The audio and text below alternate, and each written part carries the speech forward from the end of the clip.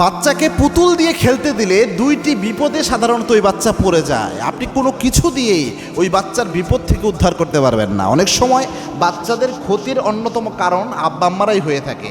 ভুল সিদ্ধান্ত, ভুল একটা আদর করতে যেয়ে এই সমস্যাটা হয়। এক নাম্বার যেটা হয়, সে ফেরেশতাদের প্রোটেকশন থেকে মুক্ত হয়ে যায়।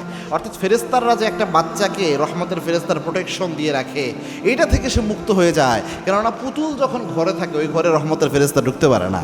আল্লাহর হাবিবের স্পষ্ট হাদিস, যেই ঘরের মধ্যে লা ইয়াদখুলুল মালাইকা বাইতুন ফিহি কালবু আও সূরা, যেই ঘরের মধ্যে পুতুল থাকে বা ছবি মূর্তি থাকে, কুকুর থাকে, ওই ঘরে কখনো রহমতের ফেরেশতা প্রবেশ করে না।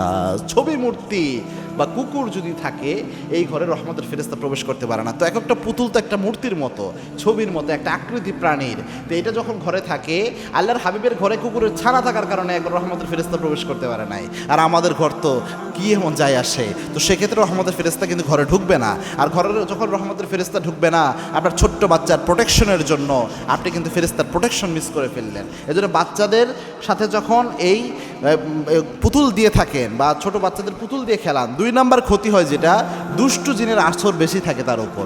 দুষ্টু জিন নজর দেয়, প্রায় সময় কান্নাকাটি করবে, শুকিয়ে যাবে, স্বাস্থ্যের অবনতি ঘটবে, এই জিনিসগুলো হয়। এজন্য ঘরের মধ্যে কখনোই পুতুল রাখবেন না। বা এনি চান্স যদি কোনো ছবি জাতীয় কিছু থেকেও থাকে যেটা আপনার খুব জরুরি, ওটা আপনি ঢেকে রাখবেন, অর্থাৎ ওয়ার্ড্রোবের ভিতরে বা আলমারির ভিতরে রেখে দেবেন, ওটা প্রকাশ্যভাবে রাখবেন না। তাহলে রহমতের ফেরেশতা আপনার ঘরের মধ্যে প্রবেশ করবে না।